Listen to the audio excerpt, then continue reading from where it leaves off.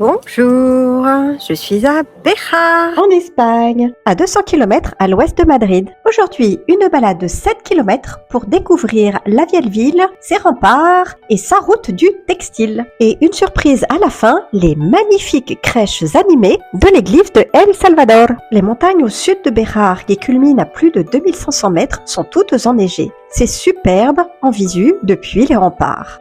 Cette muraille dont il reste 400 mètres à parcourir est d'origine médiévale. Elle a été construite au XIe siècle par les Arabes. Ensuite, au XIIIe siècle, une deuxième muraille a été édifiée pour agrandir la première, à la demande de Alfonso VIII, qui voulait se défendre des Arabes qui entre-temps avaient été chassés. En fait, il ne reste quasiment rien de cette deuxième muraille et c'est sur la première muraille du XIe siècle que nous cheminons maintenant. Alors en fait, j'ai dit construite par les Arabes. C'est pas tout à fait exact. Ce sont les Almoravides qui ont construit cette muraille et les Almoravides, ce sont des Berbères qui viennent de l'Atlas marocain et qui ont tenu une grande partie de l'Espagne pendant plusieurs siècles. Voici la Puerta del Pico. Elle a servi jusqu'au XIXe siècle à contrôler les marchands de vin. En fait, tant que les viticulteurs de la région n'avaient pas vendu leur vin en ville, ceux qui venaient de l'extérieur n'avaient absolument pas le droit de vendre leur vin. Il y avait du protectionnisme déjà à l'époque. Je suis brièvement sortie des murailles par la porte del Pico pour aller faire un petit tour à l'extérieur, mais me voici de retour sur le chemin de ronde. Allez, à l'assaut des escaliers. Ça monte raide. On est à l'extrémité ouest de la muraille. Ici, au pied de la rivière, il y a toutes les anciennes usines textiles. Béjar était un grand centre textile. Et d'ailleurs, dès qu'on a fini de parcourir la muraille, nous allons descendre au bord de la rivière pour cheminer le long de ces anciennes usines qui sont toutes désaffectées. Tous les immeubles ici ont le côté en tuiles. Vous voyez dans la rue? Tous les côtés des maisons sont comme ça. Et voici l'église de Santiago. C'est la plus ancienne église de Béjar. Je suis dos à l'église et là, comme vous pouvez le constater, il n'y a plus de muraille. Je prends maintenant quelques petites ruelles avant de redescendre vers la rivière. Regardez un peu, une couronne de Noël faite de tissus colorés orne chaque porte de la ruelle. C'est super joli. On retrouve encore ici les murs orientés ouest qui sont recouverts de tuiles. Je descends par un petit sentier et regardez en haut, on voit le village et en bas, il y a la rivière Cuerpo de Hombre et on voit le pont médiéval qui l'enjambe. Et voici la vue depuis le fameux pont médiéval.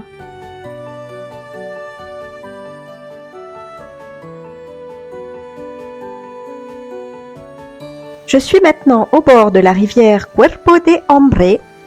Je suis le petit sentier et d'ailleurs je repasse sous le pont médiéval. Je vais faire un aller-retour ici. Je suis donc au bord de cette rivière qui a été utilisée pour sa force hydraulique pour les usines de textile. La tradition textile a commencé au XIIIe siècle après la repopulation menée par Alfonso VIII. Au XVe siècle, les ducs de Béjar ont encouragé la création de centres de fabrication de tissus. Et au XVIIe, à partir de 1691, ils engagèrent des maîtres flamands qui ont transformé la production artisanale en véritable industrie. Dès 1715, Béjar fabriquait déjà des uniformes militaires. C'est après les années 1900 et 1930 que les choses ont commencé à se compliquer et que les entreprises ont périclité petit à petit pour n'en avoir aucune qui fonctionne à ce jour. Il y a un musée du textile avec toute l'histoire racontée. Malheureusement, il était fermé quand je suis passée devant, donc je n'ai pas pu le visiter. Après une bonne petite grimpette, j'atteins la Plaza Mayor de Maldonado, entourée de bâtiments comportant de magnifiques arcades. Et puis, au fond, il y a le Palais Ducal, magnifique. Et ici, l'église El Salvador, avec cette multitude de crèches animées, je vous laisse savourer en musique.